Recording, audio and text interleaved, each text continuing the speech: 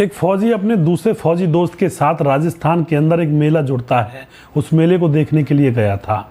उस मेले के अंदर एक औरत अपने सर पर कुछ खिलौने से भरी हुई टोकरी रखकर खिलौने बेच रही थी। तभी जैसे उस फौजी की नज़र उस औरत पर पड़ती है और वह औरत जब घूम करके उस फौजी की तरफ देखती है तो फौजी उसको देखता रह जाता है, क्योंकि दोस्तों वह लड़की उसकी पत्नी थी जो कि प्लम्बर को लेकर घर से भाग गई थी आज से 3 साल पहले। उसके बाद जो इस घटना में होता है और क्या हुआ था, पूरी जानकारी यहाँ पर लेने वाले हैं। वीडियो को अंत तक जरूर देखिएगा। दोस्तों, यह घटना उत्तर प्रदेश की है, जहाँ पर एक प्रदीप नाम का शख्स रहा करता है जो कि फौज में लगा हुआ है और उसकी शादी हो जाती है एक नीलम नाम की लड़की से। बड़े धूमधाम से शादी होती है, क्योंकि फौजी लड़का है तो लड़की भी खूब काफ़ी, उसके माँ बाप भी देन दहेज भी देते हैं और बड़ी खुशी हंसी से शादी की जाती है। लेकिन दोस्तों, जो नीलम थी वह थोड़ी सी चंचल थी, थोड़ी क्या खूब घनी चंचल थी। वह अपने गांव से ही निकली और औरत थी, यानी कि न जाने कितने उसके बॉयफ्रेंड थे, कितने लोगों से बात करती थी और बहुत बुरा चरित्र था उसका। अब घर के अंदर प्रदीप है, उसकी पत्नी नीलम है और प्रदीप के बूढ़े माँ बाप हैं। प्रदीप 1 महीने के बाद जब शादी हो जाती है धूमधाम से, तो 1 महीने अपनी पत्नी के साथ रहता है और 1 महीना रहने के बाद अपनी ड्यूटी पर चला जाता है। अब पीछे से उसकी पत्नी नीलम, जो कि अकेली रह जाती है, उसकी आदत खराब थी। वह अब जब पति चला जाता है तो उसको अपने पुराने बॉयफ्रेंड याद आने लगते हैं, तो वह फ़ोन से उनसे कांटेक्ट करने लगती है और अब दिन में कई घंटे तक वह फ़ोन पर लगी रहती है। और माँ बाप, जो बूढ़े माँ बाप होते हैं, यानी कि नीलम के जो सास ससुर थे, वह उसकी तरफ देखते हैं। वह पूछते हैं, बेटी किसका फ़ोन है, बहुत देर हो गई बात करते करते। तो नीलम कहती है कि मम्मी पापा का फ़ोन है, मेरी सहेली का फ़ोन है। इस तरह की बात है वो करती है। लेकिन दोस्तों, धीरे धीरे जब कुछ समय गुजरता है तो जो सास ससुर थे वह उसके चेहरे की तरफ देखा करते थे, तो उनको लगता है कि माँ बाप से बात करते वक्त कोई भी लड़की इस तरह से कुछ हाव भाव नहीं दिखाएगी। यानी कि बॉयफ्रेंड से जब कोई लड़की बात करती है तो उसके चेहरे के हाव भाव अलग होते हैं, और माँ बाप से जब बात करती है तो उससे ज़ोर ज़ोर से भी बात कर सकती है पूरे घर में। लेकिन बॉयफ्रेंड से जब बात करती है तो बिल्कुल चुप होकर के कोने में जा कर के लड़कियां बात करती हैं। तो ऐसा ही मामला यहाँ पर होता है। बूढ़े माँ बाप, जो सास ससुर होते हैं, उनको शक हो जाता है और जब वह ज़्यादा पूछते हैं तो अब लड़की नीलम कहती है कि मैं अपने पति प्रदीप से बात करती हूँ ज़्यादातर। तो माँ बाप प्रदीप के पास फ़ोन करते हैं और पूछते हैं, क्या प्रदीप तो इतनी लंबी बात करता है अपनी पत्नी से? प्रदीप कहता, नहीं बाबा, मैं तो फौज में लगा हुआ हूँ, यहाँ पर इतनी लंबी बात करने का समय नहीं होता है। तो माँ बाप बताते हैं कि मामला कुछ गड़बड़ है, रात दिन फ़ोन पर लगी रहती है और माँ बाप से तो बात नहीं करती, बात तो किसी और से करती है, क्योंकि इसके जो चेहरे के हाव भाव हैं वो कुछ और ही होते हैं बात करते समय। अब दोस्तों, 1 महीने के बाद जो प्रदीप होता है वो छुट्टी आता है। आकर के वह पत्नी का मोबाइल देखता है, लेकिन पत्नी मोबाइल में से सारी कॉल वगैरह फ़ोन कॉल डिलीट कर चुकी थी। अब प्रदीप वो फ़ोन में कुछ नहीं मिलता है। प्रदीप अपनी पत्नी से पूछता, किससे बात करती थी? वह कहती है, अपने मम्मी पापा से, और तुम तो मेरे ऊपर वैसे ही शक कर रही हो।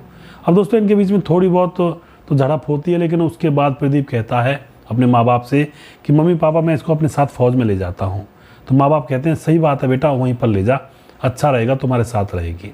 तो अब जो प्रदीप होता है अपनी पत्नी नीलम को अपने साथ फ़ौज में ले जाता है और वहाँ पर वह उसको एक अलग से रूम दिला देता रहने के लिए, और कैंप से बाहर, क्योंकि वहाँ पर ऐसा कुछ मामला था कि अंदर अपने परिवार को नहीं रख सकते थे, तो बाहर कॉलोनी में एक मकान ले लेता है प्रदीप और वहाँ पर अपनी पत्नी को रख देता है और वहाँ पर खुद भी चला जाया करता है।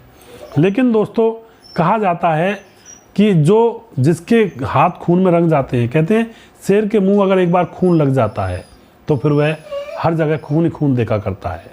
अब यहाँ पर भी कुछ मामला ऐसा ही हो जाता है।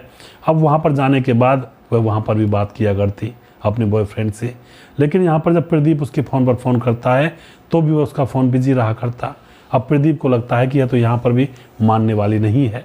अब प्रदीप उससे कहता है कि तुम किससे बात करती हो, तुम्हारा फ़ोन इतना बिजी क्यों रहता है घंटों घंटों तक?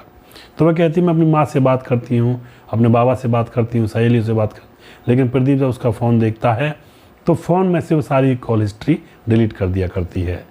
अब दोस्तों, प्रदीप बड़ा परेशान हैरान कि फ़ौज की ड्यूटी करूं या इस पत्नी के चक्कर में पड़ गया। ऐसी पत्नी तो ना दे भगवान, तो अच्छा जो इस तरह की है। दोस्तों, उसके बाद क्या होता है, प्रदीप के घर में एक नल ख़राब हो जाता है। तो उसकी पत्नी कहती है नीलम की, इस नल को बनवा दीजिए, कोई प्लम्बर बुला दीजिए। तो नल बनाने वाला एक प्लम्बर आता है, नल को बनाता है। अब उसके ऊपर नीलम की नज़र चली जाती है वह देखने में बड़ा ही सुंदर था, बड़ा ही अच्छा था। अब उसको देखते ही उसके ऊपर मोहित हो जाती है। प्लम्बर नल को बनाने के बाद जा चुका था। उसके बाद वह दोबारा से उसको देखना चाहती है तो उसका फ़ोन तो उसके पास था नहीं। अब वह अपने नल को ईंट लेकर के दोबारा से तोड़ देती है और फिर से अपने पति से कहती है कि प्लम्बर को बुला दीजिए, तो टूट गया। अब उसका पति फिर से प्लम्बर को बुलाता है। अब की बार वो प्लम्बर का नंबर ले लेती है कि भैया अपना नंबर दे दो, कोई बात हो जाती है तो फ़ोन तो कर लिया करूँगी। लेकिन दोस्तों वह नंबर तो किसी और मकसद से लिया गया था। अब वह उस प्लम्बर के पास फ़ोन करने लगती है और मीठी मीठी बातें वह प्लम्बर के साथ करने लगती है और पीछे से प्लम्बर को भी बुला लेती और उसके साथ संबंध बनाने लगती है। अब इस तरह से मामला चल रहा था दोस्तों। पति को पता लग जाता है, एक दिन वह फ़ोन पर बात करते देख लेती है, वह उसको धमकाता है, उन दोनों के बीच में झगड़ा होता है। अब पति पत्नी को छोड़ करके ड्यूटी पर चला जाता है, लेकिन पीछे से जो नीलम होती है प्लम्बर से कहती है कि मैं अपने पति के साथ बहुत दुखी हूँ, तुम आ जाओ, मैं तुम्हारे साथ रहूँगी। यानी कि जो पति फौज में लगा हुआ है, पैसे की कोई कमी नहीं, मान सम्मान की कोई कमी नहीं, लेकिन फिर भी पत्नी, कहते हैं ना जब नीयत गंदगी में टिकी हो तो फिर गंदगी ही खाती हैं ऐसी औरतें। अब वह प्लम्बर को बुलाती है और उसके साथ घर से फरार हो जाती है। पति आता है, देखता है वह तो भाग चुकी है। पति के गांव में उसके माँ बाप की खुद प्रदीप की बदनामी होती है कि पत्नी छोड़कर भाग गई। उसके बाद उसके माँ बाप कहते हैं कि भाई अब तो भाग गई, तो भाग गई क्या करें, खूब ढूंढा भी था और अपना फ़ोन भी वह घर भी छोड़कर भाग गई थी, जिससे कि लोकेशन ना पता पड़े। अब यहाँ पर क्या होता है दोस्तों, 1 साल गुजर जाता है तो प्रदीप के माँ बाप कहते हैं कि बेटा दूसरी शादी कर ले। प्रदीप कहता है कि नहीं, मैं अब शादी नहीं करूँगा, क्योंकि फिर कोई ऐसी आ जाएगी, फिर से छोड़ कर जाएगी, फिर से बदनामी होगी। अब दोस्तों यहाँ पर क्या होता है, धीरे धीरे 3 साल गुजर जाते हैं। 3 साल गुजरने के बाद जो प्रदीप होता है, उसका एक दोस्त कहता है फौजी कि चलो राजस्थान में चलते हैं, वहाँ पर मेला लगता है। तो प्रदीप और उसका दोस्त राजस्थान जाते हैं मेला देखने। वहाँ पर जैसे मेले में घुसे थे तो मेले के अंदर एक औरत जिसके सर पर एक टोकरी रखी हुई थी, टोकरी में कुछ खिलौने थे, उन खिलौनों को बेच रही थी। अब जैसी औरत की पीठ घूमती है, प्रदीप की नज़र उस पर पड़ती है। प्रदीप देखता है यह तो मेरी पत्नी है, उसको देख करके परेशान सा हो जाता है। अब जो वह औरत थी नीलम, वह एकदम से उससे भागने लगती है, लेकिन प्रदीप जाकर उसका हाथ पकड़ लेता है और कहता है और कैसी हो। उसके बाद वह नीलम जो होती है शर्म से सर नीचे झुकाती है और जो दोस्त होता है वह कहता है क्या हुआ, कौन है ये। तो वह बता देता है प्रदीप ये मेरी पत्नी जो छोड़कर भागी थी। तो दोस्त कहता है अरे भाभी है, खिलौने बेच रही है। उसके बाद प्रदीप कहता है क्या हुआ, खिलौने कैसे बेचने पड़ गए। अब जो नीलम होती है उसकी आंखों में आंसू आ जाते हैं। वह कहती है कि मुझे माफ़ कर दो, मैंने तुम्हारे साथ गलत किया। मैं जिसको लेकर भागी थी वह किसी और लड़की को लेकर भाग गया, मुझे अकेला छोड़ गया। जो सोने चांदी के गहने में लेकर आई थी, जब तक वह थे, जो कुछ पैसा था तब तक वह मेरे साथ रहा, और जैसे ही पैसा ख़त्म हुआ वह मुझे अकेली छोड़कर भाग गया। और ना मैं अपने मायके जा सकती थी और ना ही मैं तुम्हारे पास आ सकती थी, इसलिए मैं यहीं पर रहकर अब खिलौने बेचकर अपना गुजारा करती हूँ। जब भी कहीं मेला जुड़ता है तो वहाँ पर जाकर खिलौने बेच देती हूँ और एक छोटा सा कमरा है, वहाँ पर किराए का कमरा लेकर वहाँ पर रहा करती हूँ। दोस्तों उसके बाद पति कहता है ठीक है, तुम्हारी यही सज़ा है, तुमने किया ही ऐसा था। इतना अच्छा खासा घर था, परिवार था, पैसा था, दौलत थी, शोहरत थी, इज्जत थी, सम्मान था, लेकिन तुम्हें तो गंदगी में मुंह गाड़ना था, तुम्हें तो यही करना था, रहो यहीं पे। लेकिन जैसे ही वह प्रदीप वापस मुड़ता है तो जो नीलम होती है उसके पाँव को पकड़ लेती है और रोने लगती है, मुझे माफ़ कर दो, मुझे अपने साथ ले चलो। दोस्तों प्रदीप कहता है नहीं, मैं अब ये गलती दोबारा नहीं कर सकता। प्रदीप का जो दोस्त था वह कहता है कि यार भाभी को माफ़ कर दे, लेकिन प्रदीप कहता है कि नहीं, इसको मैं माफ़ नहीं करूँगा। इसको पता नहीं इसने मुझे कितना रुलाया है, कितनी मेरी इज्जत नीलाम की है, अब मैं तुझे साथ नहीं ले चल सकता। और उसको ठोकर मार के वहाँ से चला आता है और वह वहीं पर रोती रह जाती है। तो दोस्तों ऐसी औरतों को ऐसा सलूक मिलना भी चाहिए। ये सही था उसके साथ या गलत था, आप अपनी राय कमेंट बॉक्स में लिख सकते हैं।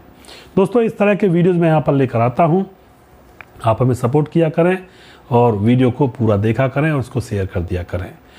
कभी भी घर के अंदर कई बार देखा जाता है ऐसे मामले होते हैं, किसी औरत के घर में सारी सुख सुविधाएं हैं, ऐशो आराम है, लेकिन वह निकली और रहती है, इधर उधर भाग जाती है और फिर उसको वह प्रेमी धोखा देता है।